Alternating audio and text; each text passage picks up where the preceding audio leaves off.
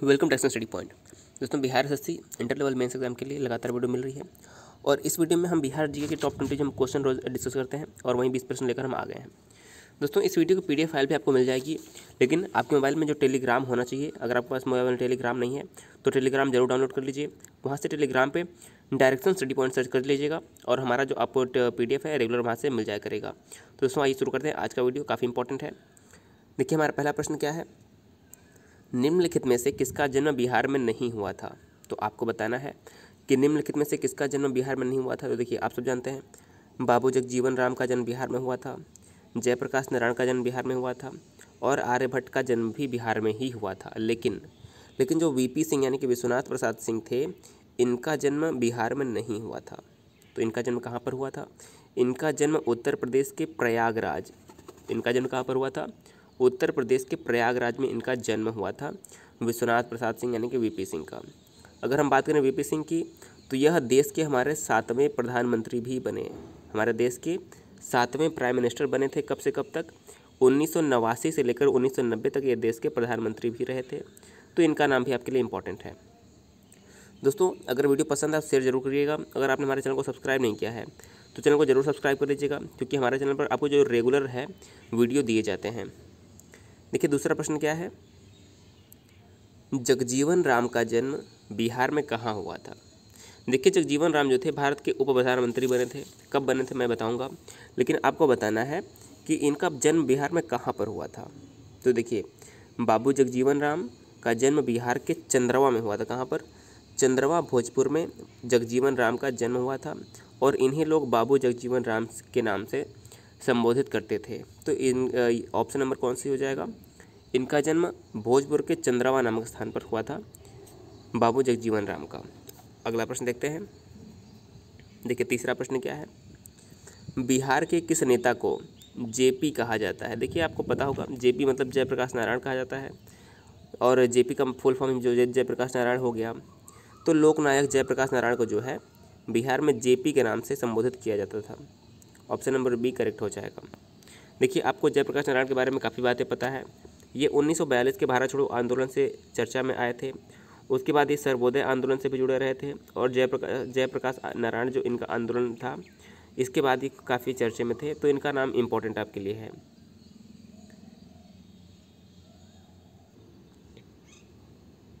अगला हमारा प्रश्न देखिए क्या है। जगजीवन राम भारत के उप प्रधानमंत्री कब बने। देखिए, मैंने भी बताया इनका जन्म कहाँ पर हुआ था।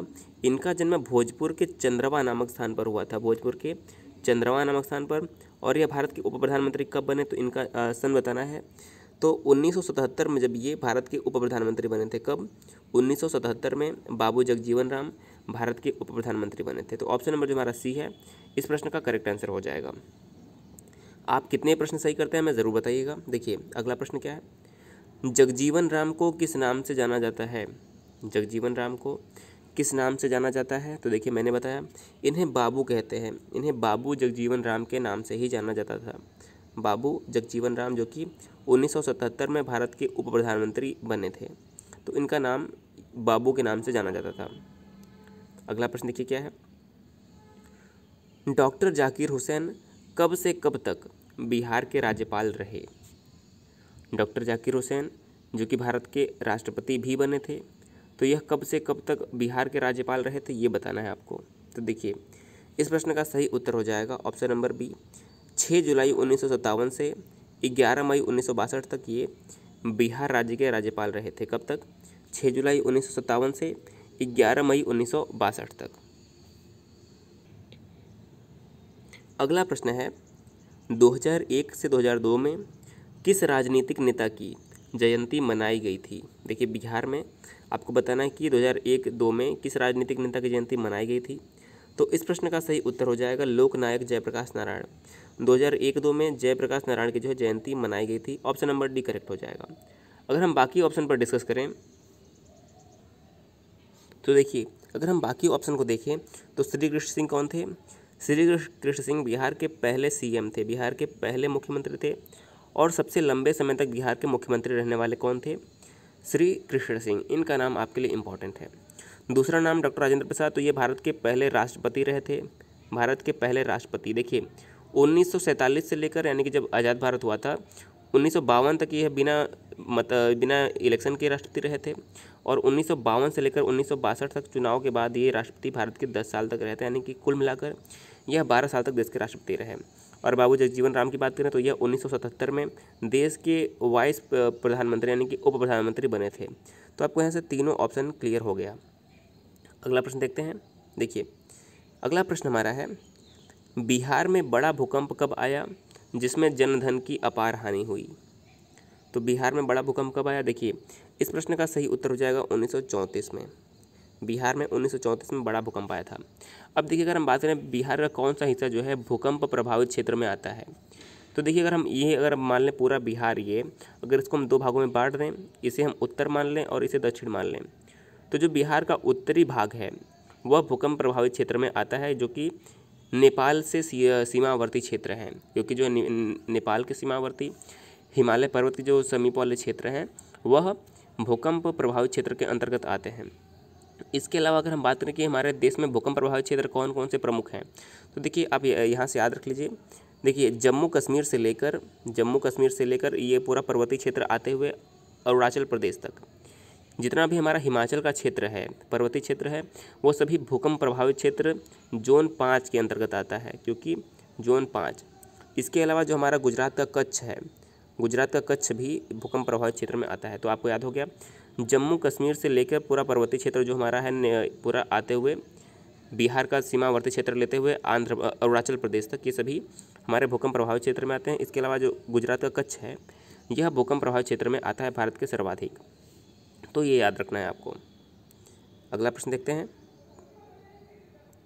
निम्नलिखित में से किस राज्य ने भारत संचार निगम लिमिटेड यानी कि BSNL भारत संचार निगम लिमिटेड मोबाइल फ़ोन सेवाओं का लाभ उठाया सबसे पहले?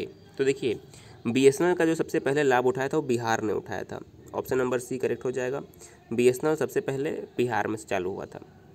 अगला प्रश्न, भागलपुर में आयुर्वेदिक कॉलेज कौन सा है? भागलपुर जो कि बिहार में स्थित है, यहाँ पर आयुर्वेदिक कॉलेज कौन सा है? तो इस प्रश्न का सही उत्तर हो जाएगा ऑप्शन नंबर बी, अष्टांग आयुर्वेदिक कॉलेज, जो कि भागलपुर में है। अब देखिए भागलपुर से मैंने कई बार आपको रिवाइज कराया है कि भागलपुर का नाम आते ही आपके दिमाग में सिल्क सिटी का नाम याद आना चाहिए। भागलपुर को जो है सिल्क सिटी के नाम से जाना जाता है। किसी किसी जो शहर के उपनाम होते हैं परीक्षाओं में पूछे जाते हैं, जैसे कि भागलपुर को सिल्क सिटी, लखनऊ को बायोटेक सिटी कहते हैं। वैसे ही जो हमारा बेंगलुरु है उसे सिलिकॉन वैली ऑफ इंडिया कहते हैं। हैदराबाद को हाईटेक सिटी कहते हैं। तो ऐसे जो कुछ नाम हैं, उपनाम हैं, आपको याद रखना, जैसे कि जयपुर को पिंक सिटी कहते हैं। तो ऐसे बहुत सारे उपनाम होते हैं जो कि परीक्षाओं में बार बार पूछे गए हैं। तो ये आपको भागलपुर को सिल्क सिटी, क्योंकि यहाँ पर सिल्क का उत्पादन होता है इसलिए इसको सिल्क सिटी के नाम से जाना जाता है। अगला प्रश्न देखिए क्या है, बिहार में पशु चिकित्सा विज्ञान और पशुपालन कॉलेज कहाँ पर स्थित है? तो बिहार में पशु चिकित्सा विज्ञान और पशुपालन जो कॉलेज है यह बिहार की राजधानी पटना में स्थित है। Option number A Patna correct हो जाएगा इस प्रश्न का। देखिए हमारा अगला प्रश्न क्या है, बिहार में डॉक्टर राजेंद्र प्रसाद मेमोरियल रिसर्च इंस्टीट्यूट कहाँ पर स्थित है? तो बिहार में डॉक्टर राजेंद्र प्रसाद मेमोरियल रिसर्च इंस्टीट्यूट कहाँ पर स्थित है? तो इस प्रश्न का सही उत्तर हो जाएगा अगम कुआं पटना। देखिए ऑप्शन नंबर सी अगम कुआं पटना में जो है Rajendra Prasad memorial research institute है। तो ऑप्शन नंबर जो हमारा सी इस प्रश्न का है बिल्कुल करेक्ट आंसर हो जाएगा। अगला प्रश्न देखिए क्या है, पटना में निम्नलिखित में से कौन सा शोध संस्थान नहीं है? बताना है कि पटना में निम्नलिखित में से कौन सा शोध संस्थान नहीं है। तो देखिए बिहार अनुसंधान संस्थान पटना में है, डॉक्टर AN सिन्हा अनुसंधान संस्थान पटना में है, लेकिन जो हमारा ऑप्शन नंबर बी है चावल विकास और अनुसंधान संस्थान, ये पटना में नहीं है। तो देखिए ये कहाँ पर है, यह आरा भोजपुर के आरा नामक स्थान पर, कहाँ पर, आरा भोजपुर में। जो हमारा चावल अनुसंधान संस्थान है वो भोजपुर के आरा नामक स्थान पर है। तो इस प्रश्न का हमारा ऑप्शन नंबर बी करेक्ट हो जाएगा। देखिए अगला प्रश्न क्या है, राबड़ी देवी पहली बार बिहार की मुख्यमंत्री कब बनी? आपको पता है कि राबड़ी देवी बिहार की पहली महिला मुख्यमंत्री हैं, और यह बिहार की मुख्यमंत्री पहली बार कब बनी थी? तो इस प्रश्न का सही आंसर हो जाएगा 25 जुलाई 1997। ऑप्शन नंबर डी 25 जुलाई 1997 में राबड़ी देवी बिहार की पहली बार जो मुख्यमंत्री बनी थी। राबड़ी देवी जो है लालू यादव की पत्नी है। लालू यादव भी बिहार के मुख्यमंत्री रह चुके थे और राबड़ी देवी भी 25 जुलाई 1997 में पहली बार बिहार के मुख्यमंत्री बनी। तो ऑप्शन नंबर सी करेक्ट हो जाएगा। अगला प्रश्न देखिए क्या है, बिहार का पहला शिक्षा मंत्री कौन था, यानी कि बिहार के पहले शिक्षा मंत्री कौन थे। तो इस प्रश्न का सही उत्तर हो जाएगा option number C, sir Ganesh Dutt. देखिए सर गणेश दत्त बिहार के पहले शिक्षा मंत्री थे, तो ऑप्शन नंबर सी करेक्ट हो जाएगा। अगला प्रश्न देखिए क्या है, बिहार के किस प्रसिद्ध व्यक्ति को अजातशत्रु कहा जाता है, यानी कि जिसका शत्रु पैदा न हुआ हो उसे अजातशत्रु कहते हैं। तो किस व्यक्ति को अजातशत्रु के नाम से जाना जाता है बिहार में। तो इस प्रश्न का सही उत्तर हो जाएगा option number B, doctor Rajendra Prasad. देखिए बिहार में डॉक्टर राजेंद्र प्रसाद को अजातशत्रु कहा जाता है क्योंकि इनका कोई शत्रु नहीं पैदा हुआ, ये सबके मित्र थे और ये मित्रवत व्यवहार रखते थे। तो ऑप्शन नंबर बी करेक्ट हो जाएगा इस प्रश्न का। देखिए अगला प्रश्न क्या है, बिहार के किस नेता को संविधान सभा के अंतरिम राष्ट्रपति बनाया गया था, यानी कि जो संविधान सभा बनाया गया था उसमें अंतरिम राष्ट्रपति किसे चुना गया था। तो सही आंसर हो जाएगा ऑप्शन नंबर ए, सच्चिदानंद सिन्हा। देखिए ये संविधान सभा के अस्थायी अध्यक्ष भी चुने गए थे और संविधान सभा का जो अंतरिम हमारा कैबिनेट बना था उसमें ये राष्ट्रपति भी चुने गए थे। कौन, सच्चिदानंद सिन्हा। ऑप्शन नंबर जो हमारा ए है इस प्रश्न का करेक्ट आंसर हो जाएगा। देखिए अगला प्रश्न क्या है, बिहार का कौन सा नेता मंडल आयोग का अध्यक्ष था। तो बिहार का कौन सा नेता मंडल आयोग का अध्यक्ष था। तो इस प्रश्न का सही आंसर हो जाएगा हमारा option number B, Vindeshwari Prasad Mandal. Vindeshwari Prasad Mandal जो थे वो मंडल आयोग के अध्यक्ष थे। ऑप्शन नंबर बी करेक्ट हो जाएगा। अगला प्रश्न देखिए क्या है, महिला खेल महोत्सव का आयोजन बिहार में किसके द्वारा किया जाता है। तो महिला खेल महोत्सव का आयोजन बिहार में किसके द्वारा किया जाता है। इस प्रश्न का सही उत्तर हो जाएगा ऑप्शन नंबर बी, बिहार राज्य खेल प्राधिकरण। बिहार राज्य खेल प्राधिकरण के द्वारा महिला खेल महोत्सव का आयोजन बिहार में किया जाता है। ऑप्शन नंबर बी करेक्ट हो जाएगा। और आज का हम अंतिम प्रश्न देखते हैं। देखिए बिहार स्टेट स्पोर्ट्स अथॉरिटी के माध्यम से ब्लॉक से राज्य स्तर तक कौन सी खेल प्रतियोगिता आयोजित की जाती है। तो इस प्रश्न का सही उत्तर हो जाएगा, देखिए ध्यानचंद हॉकी प्रतियोगिता, विद्यालय खेल प्रतियोगिताएं और सुब्रतो कप। सही हो जाएगा ऑप्शन नंबर डी, उपरोक्त सभी। देखिए जो बिहार स्टेट स्पोर्ट्स अथॉरिटी है इसके माध्यम से ब्लॉक से राज्य स्तर तक की जो खेल प्रतियोगिताएं ये तीनों हैं, ध्यानचंद हॉकी प्रतियोगिता, विद्यालय खेल प्रतियोगिताएं और सुब्रतो कप। तो ऑप्शन नंबर डी करेक्ट हो जाएगा। तो देखिए लगातार हम आपको बिहार जीके के प्रश्न दे रहे हैं। अगर आप बिहार में किसी भी एग्जाम की तैयारी कर रहे हैं तो आपके लिए काफ़ी इंपॉर्टेंट है। दोस्तों आप कितने प्रश्न सही करते हैं मैं ज़रूर बताइएगा। और दोस्तों अगर वीडियो पसंद आता है तो आप कम से कम कुछ लोगों तक वीडियो को शेयर जरूर किया करिए। दोस्तों वीडियो को अगर आप शेयर करेंगे तो काफ़ी अच्छा होगा। अगर आप चैनल पहली बार हैं जरूर सब्सक्राइब कर लीजिएगा। दोस्तों हमने आपके लिए मुगल वंश के जो है 50 प्रश्न तैयार किए हैं। मुगल वंश के 50 इंपॉर्टेंट प्रश्न जो कि एग्जाम में बार बार पूछे गए हैं। तो हम सोच रहे हैं कि आज आपको शाम को 4 बजे जो है मुगल वंश के 50 इंपॉर्टेंट प्रश्न कराया जाए। दोस्तों आप ये वीडियो जरूर देखिएगा, आपके लिए काफ़ी इंपॉर्टेंट रहेगा, जिससे आपका पूरा मुगल वंश से इंपॉर्टेंट प्रश्न क्लियर हो जाएगा। दोस्तों वीडियो देखने के लिए बहुत बहुत धन्यवाद।